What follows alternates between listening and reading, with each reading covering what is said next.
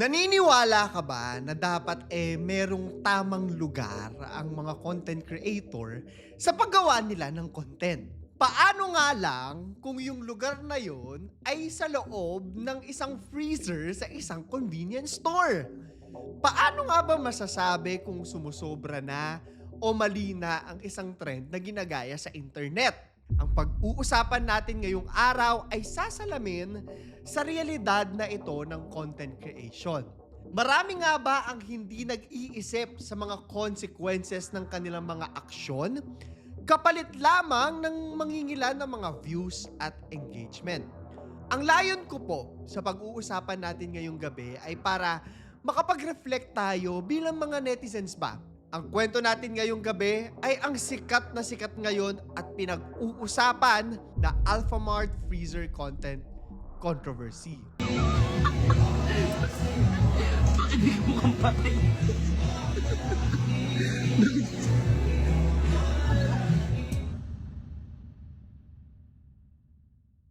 Ang trending video. May mga komentong katulad nito ang kakalat sa internet. Sabi, content pa more! Hindi kasi nilalagay sa lugar! Hindi kasi nag-iisip ang iba! I hope this serves as a lesson to everyone. Bakit niya sinabi niyan? Alphamart will take legal actions against sa mga taong ito who made fun sa ice freezer nila. Good luck, sabi niya pa. Kailan pa matututo? Tawa now. Iyak later. So ano nga ba tong video na to? Papakita ko ngayon sa inyo. Sa footage, makikita po natin ang isang babae na tiyak ako, marami po sa inyo nakakakilala, no? Pero hindi na natin ibibigay yung kanyang pagkakakilanlan. Makikita ang mukha nitong pangisi-ngisi, patawa-tawa, at parang nag-e-enjoy pa dito sa kanyang ginagawa. Nakahiga kasi siya sa loob ng isang freezer. Yung sa convenience store ha, nakasarado siya sa likod ng isang salamin na para ba siyang si Snow White nung nakatulog ito mula sa mansanas na pinakain sa kanya ng mangkukulam. Ganyan. Magzo-zoom out po tayo ng kaunti. At dito na po ako nakaramdam na medyo ng kaunting, hindi kaunti nakakadiri kasi talaga. So napaisip ako, nako, kung sino man ang may-ari nitong convenience store na to, talagang dapat mapanagot itong gumagawa, itong babae doon sa loob ng freezer. Bakit kanyo? Mapapansin kasi natin na ang babae ay nakahiga sa isang kama ng mga yelo. I think mga ice tube po or mga ice cube yung nandun sa loob. And definitely, kadiri talaga. Cringe talaga. Kasi lahat ng dumi mo mapupunta dun sa mga yelo. Sa bandang ilalim ng footage, yung mga paa nitong babae, nakayapak siya at naaapak-apakan yung mga yelo doon sa loob. Hindi pa natin alam kung malinis yung damit niya, yung mga pawis niya, di ba nandun? Kung may kuto siya, pupunta lahat yun doon. Sabihan nyo na ako na maarte, pero kadiri po talaga. Anyway, habang masaya at pangisi-ngisi yung babae doon sa video, hindi rin maiiwasang mapansin yung kumukuha ng footage sa kanya. May nagvi-video Nagtatawanan din sila o siya. Hindi ko po masabi sa inyo kung ilan yung kasama niya. At hindi ko rin masasabi kung paano nag-umpisa yung kanilang idea na ito. Actually, iniisip ko paano mangyayari yung araw na yon. Nagising na lang ba sila nung araw na yon at inisip nila na, teka, pasok nga tayo sa loob ng freezer doon sa convenience store. Ganun ba? Diba? Ang weird. Hindi ko mukhang patay.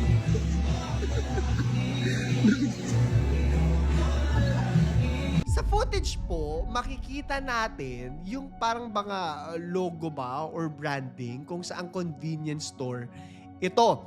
At mapapansin ka agad natin na most likely, although half-half lang yung makikita natin parang logo, Alphamart ito. So mapapatanong ka, magagalit ba sila? A-actionan ba nila to? More on them later. Pero for now, ang mabagsik na reaksyon ng social media. Isa-isahin natin yan ha. Unang-una sa lahat, syempre, matik, sabi nga nila, magiging meme yung babae doon sa footage. Marami yung gumagamit po nung salitang asim.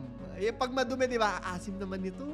Ang asim mo or aasim na yung Alphamart or yung yelo sa Alphamart. At samot-saring mga kalokohan ang lalabas patungkol dito sa isyong to. May isang post pa, katulad nito. Nasa Earth pa ba ako? Sabi niya, kasi pati freezer pala ngayon, pinagtatambayan na. Ibang klase ka, ate girl. And a lot of these posts have been dubbing her as hashtag freezer girl or hashtag Alphamart freezer girl. Ganyan. And please notice how the name Alphamart has been dragged into this. Ngayon, isa-set aside po muna natin itong meme part ng issue at pupunta tayo doon sa real-world consequences, kumbaga, ng trend na ito ng pagpasok sa freezer. Ang weird talaga, no? So, ano to mga to? Number 2 na reaksyon, staff. Unang naisip ko po talaga, kawawa yung mga staff ng branch na wala silang kaalam-alam dyan di ba? Nakikita ko rin na meron may mga nambabash sa kanila. Ano ba yan? Nakikita nyo, hindi nyo pinapa. May mga ganun kasi, di ba? Pero pag mga matitigas talaga ulo ng mga tao, hindi mo na yan minsan mababantayan Anyway, itong mga staff talaga, usually po, no, ang mapapanagot dito. Sila yung mapapagalitan, sila yung baka masisante pa, pwedeng sabihin na, bakit nandyan yan? Hindi nyo ginagawa yung trabaho nyo. Pwede silang sabihan ng ganun Alam po, no, kung nagtrabaho na kayo sa, hindi lang convenience store alam ko na marami dito sa mga nanonood sa atin, alam to, kahit saan po, na most of the time, staff talaga ang nananagot sa kalokohan ng mga tao na pumupunta dyan sa mga store.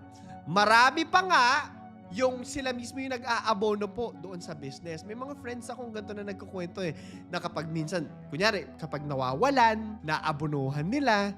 Kaya di ba minsan may mga tip jar, tas pag may problema, yun yung pinang-aabono nila imbis na sa kanila. Yun yung harsh truth. Basahin natin itong isang comment. Ang sabi, kawawa mga nagtatrabaho dyan sa Alphamart.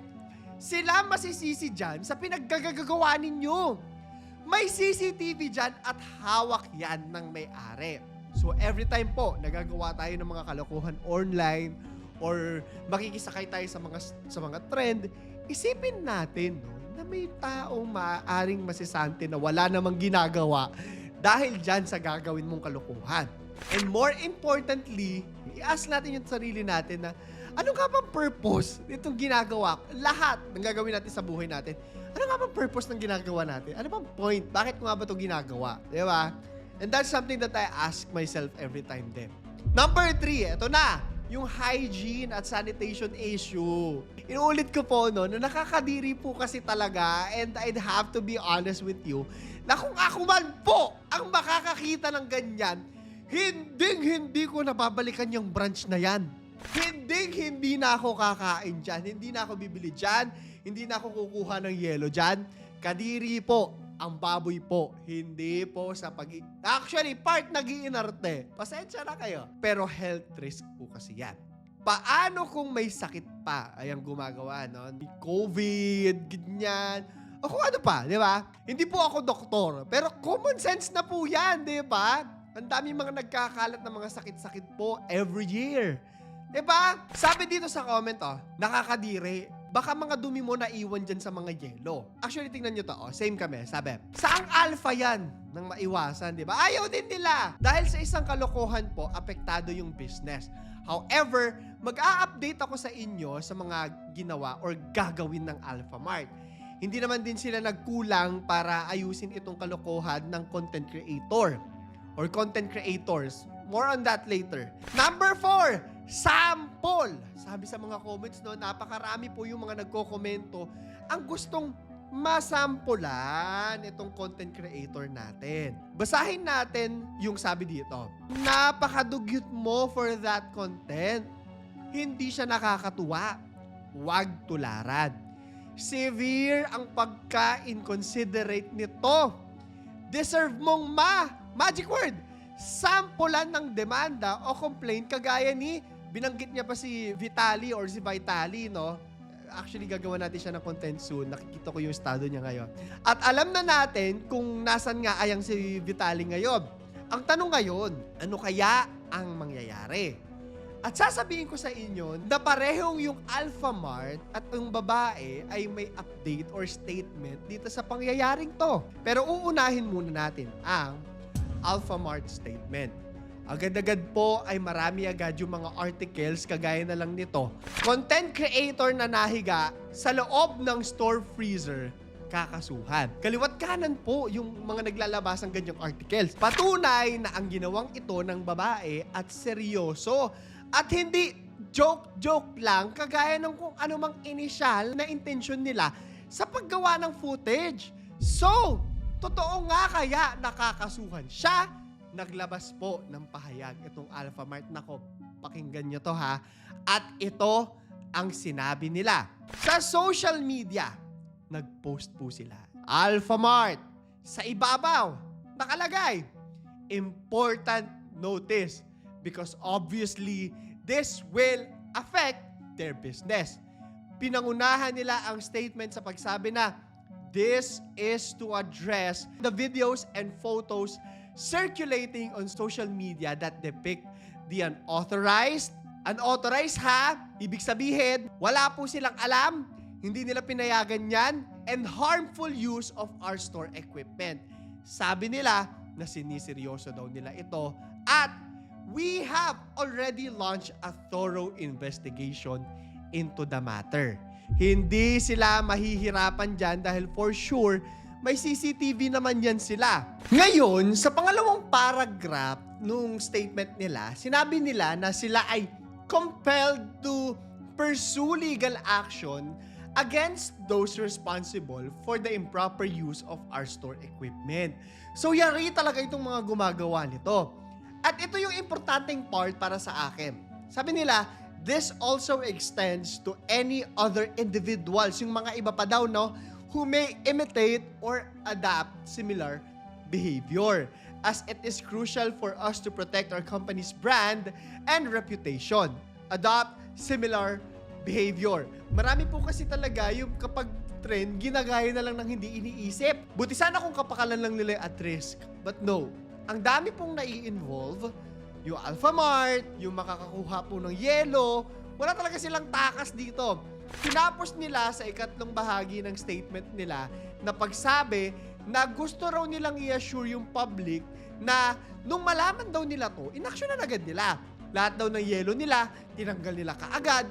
Ayon sa kanila, the storage equipment was thoroughly cleaned and sanitized and new ice products were replaced. Buti na lang, di ba, nalaman din agad nila. So, natanggal agad, napalitan agad. Paano kasi, di ba, kung hindi? Baka sila pa yung maidemanda kung makakakuha sana nung yelo. Di ba? Alam mo, iniisip ko pa lang, sa totoo lang ha, diring-diri po talaga ako.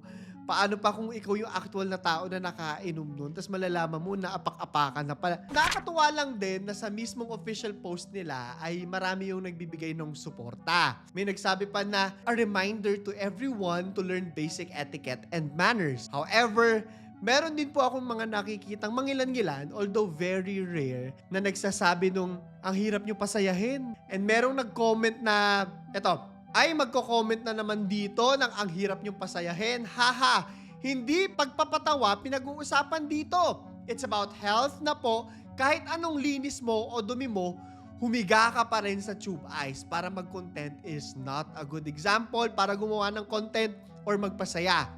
Makapagpatawa na lang, mali pa daw. Ngayon, kita natin yung galit ng lahat.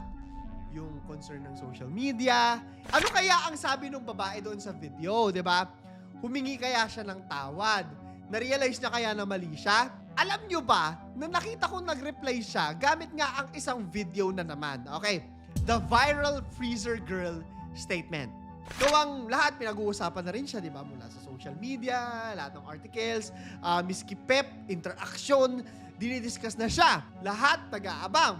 So ano kaya yung sasabihin niya?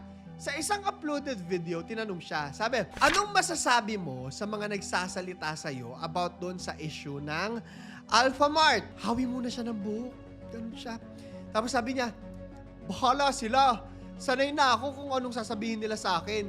Totoo man ba o hindi, kaplastikan na lang. Ay, hindi ko alam kung sino sinasabihan niyang kaplastikan po, no?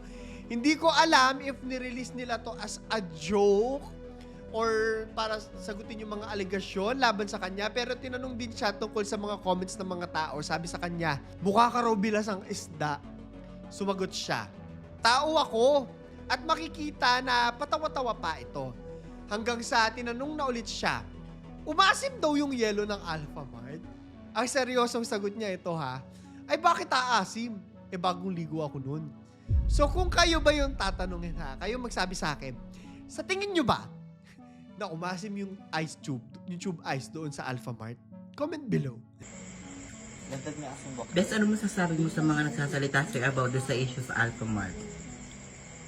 Bahala sila, sanay na ako kung anong ginasabi niya sa akin. O mga iba, totoo, mga iba hindi. Kaplastikan na lang. Mukha ka daw bilis ang isda. Ay, ako isda, tao ako. Umasim daw ang yelo sa Alphamart. Bakit asim? Bagong ligo ako nun. Kahit daw naka-plastic yung yelo, dirty na raw. Ayon dun sa nagtatanong sa footage, sumagot na naman siya, hindi dirty yun. Naka-plastic nga, di ba? Kahit daw naka-plastic ang yelo, dirty na daw kasi dirty ka daw. Ay, hindi dirty yung naka-plastic nga, di ba? Pag nakabukas yun, madumi na. Kung alam lang namin, binili na namin yun. Sinikat pa namin, di ba? Maka-stress. Ngayon may isang huling tanong pa, which gives us a glimpse kung aware ba siya na aaksyonan siya ng Alphamart. Sabi sa kanya, anong masasabi mo sa may-ari ng Alphamart? Sabi niya, ayun, pasensya kung nagawa ko yun. Try again ulit. Hindi ko alam kung ano ibig sabihin niya dito sa try again ulit. Uulitin niya ba yung ginawa niya o ano? Anong masasabi mo sa may-ari ng Alphamart? Ayun, pasensya kung nagawa ko yun. Try again, Try again ulit. Matatapos ang video na tumatawa ang babae. Hindi ko po masasabi sa inyo kung apology actually hindi ko alam kung anong klaseng video to, kung ano yung intention niya dito sa video na to. Kung parang defense mechanism niya ba to? Kung binabaran niya ba yung Alphamart o ano? But I guess tatanungin ko na lang kayo. Sa tingin mo ba sincere siya nung sinabi niya na sorry na? Pero kung makikita po natin sa mga comments, parang lalo lang naiinis yung mga tao. Sabi nung isa, tawa-tawa ka sa ginawa mo. Nakaka-apekto ka sa hygiene. Ayan na yung magic word. At brand imaging ng kumpanya. Dapat may limitasyon kayo sa pag-vlog na hindi nakaka-perwisyo sa ibang tao o negosyo. Vlog o hindi, dapat po talaga lahat. Now, the company will take legal actions on the incident. Makakatawa ka pa kaya o humirit ng try again kapag kaharap mo na ang mga representative ng kumpanya. Lesson learned po yan. Be responsible sa lahat ng mga actions natin. Not the first time. Napagalaman ko po na hindi pala ito yung, parang hindi pala siya yung original na gumawa nito, although siya yung pinaka-pinag-usapan. Hindi ko lang din po masabi if meron pang iba apart sa kanila, no? But because obviously, pag sa internet, maraming gumagawa. Sa social media rin po kasi, parang sobrang dami na yung mga nagre-share at nagre-repost po nito. Pero nakita ko na merong isang laging pinag-uusapan. Hindi ko sure if babae siya or trans or bading po, no? I'm not exactly sure. Pero makikita dito na parang iniiyakan siya. Kunwari parang kabao yung freezer. Ganon. Parang Snow White na naman. May dalawang kasama na parang crying ladies. Ganyan, umiiyak. At ganon pa rin yung asiste. Nakahiga pa rin siya sa loob ng freezer. Pero itong version na to, nakahiga sa mga blue na supot ng yelo naman. Hindi ko sure kung Alphamart din po ito, na wala kasi akong makitang logo nila. But hopefully po, silang dalawa na yung last na gagawa nito at hindi na ulit mauulit pa. Good thing na lang din na sa likod ng issue na to, marami akong nakikita mga reactors po or social media content creators na hindi agree dito. Pakita natin. TikTok, Instagram, Facebook, ang dami nagsasalita about this. Let's face it, reality na kasi talaga ang social media. And there are people who are trying their best to make it a safe space for everyone. Hopefully, dito rin sa channel natin, nagagawa po natin yan. However, hindi na rin natin masisisi yung iba kung bakit galit na galit sila. Nakikita ko rin po na sobrang daming mga fake accounts na ginagamit laban dun sa babae na kunyari siya. Meron din akong mga nakikitang tao nag-iimbestiga sa Reddit, ganyan. Sino daw ba yung nagvi-video? Siyempre, they are saying that whoever it was or whoever they were should also be held accountable. Diba? Naniniwala ba kayo doon? Ginagamit pa nila, ito pakita natin yung salita na mastermind. Para bang pinag-uutusan lang itong babae. Ang dami talagang discussion sa totoo lang po. No? And nag-agree ako na dapat siyang pag-usapan dahil sa totoo lang, as much as health risk ito, maraming consequences. Yung reality is, ito yung isa pa sa mga pinakamalalamlam pa ng mga prank sa internet. Paano yung iba pa? Just a few months ago, napakarami yung mga namamatay literally, and this is not exaggerating, dahil sa paggawa ng content. Dahil ginagaya, dahil gustong gawin. So sa dulo ng lahat ng to, ikut-ikutin man natin ang mundo, isang bagay lang po ang importante. Hindi ito yung kung ano ba yung trend na sisikat, sumikat, gagayahin. Kasi sobrang dami na niyan. Itong Alphamart Freezer Girl issue, isang salamin. Salamin na nagpapakita kung gaano tayo kabilis makigaya sa ngalan ng likes at engagement. Ang tanong, worth it ba? O ginawa mo? O ano ngayon? Minapala ka ba? Diba? Hindi naman masama makisabay po sa uso. Diba? Kung makikisayo-sayo kayo, wala masama dyan. Lahat naman tayo looking forward sa kung ano yung susunod na kumbaga. Pero sana, iniisip rin natin, ito pang gagawin ko, makakasakit ba to ng iba? Or kahit man lang, masasaktan ko ba yung sarili ko dito sa ginagawa kong to? Nalulungkot lang din ako. Kasi, para sa marami, ang reality is, joke-joke lang yung mga bagay na to. At ang dami pong mga bagay sa mundo na parang joke-joke lang, pero nakakasakit na pala. And the way I see it, parang joke-joke lang din ito sa gumawa. The way na nakikita ko na parang tumatawa-tawa pa, humingisi-ngisi pa. Pero I guess, meron tayong dalawang bagay na gusto kong i-emphasize. Number one, bilang isang content creator, I think tungkulin din namin kung paano at saan idodraw yung linya, ika nga. And itong pangyayaring ito, obviously, lumampas po ito doon sa linyang yon. Kaya siguro marami sa amin yung nagsasabi na, sige, linawan pa natin yung linya. Kapalan pa natin yung linya para mas makita ng mga manonood. Kasi obviously, mali po ito. Pangalawa, siguro bilang audience din, no, may kapangyarihan tayong pumili kung ano yung dapat nating makita. Isa pang sad reality kasi, kung saan po merong views, doon talaga pupunta yung mga tao. At hindi na importante kung tama o mali ba yung ginagawa nila for as long as there are views. Tama, di ba? May mga tao talagang ganyan. Sabi nga, don't engage na lang. Huwag nang bigyan ng push sa algorithm. Pero alam ko rin na hindi pa ito yung last. Baka gumawa pa ulit ng kalokohan ito. Or kung hindi man sila, ibang tao naman, marami pa yan. Kaya ito yung tanong ko sa inyo ngayong gabi. Para sa 1,000 Gcash giveaway po natin, no, ipinopost po natin to every first upload of the month. Every month, may winner po tayo sa mga nagko-komento sa atin. Promote ko lang din po yung aking TikTok at saka yung aking Instagram. Ito na yung question of the day. Sa tingin nyo, dapat ba talaga na maparusahan o masampulan itong si Alphamart Freezer Girl? Ano kaya ang nararapat na parusa doon sa ginawa niya o nila? Dagdag katalungan lang din po para sa inyo, more personal. Ikaw ba, minsan ka na rin gumawa ng kalokohan para sa views? Worth it ba? I-comment mo sa ilalim. So, yun lamang po. Ito si Claro III at ito ang ating kwento. Ayan guys, kung sino po gusto bumisita sa akin, dito po sa bahay namin. Nakakulong na po ako dito dahil po sa akin nagawang kasalanan na mali. Sana mapatawad po ako. Yan, kinulong ko na po yung sarili ko.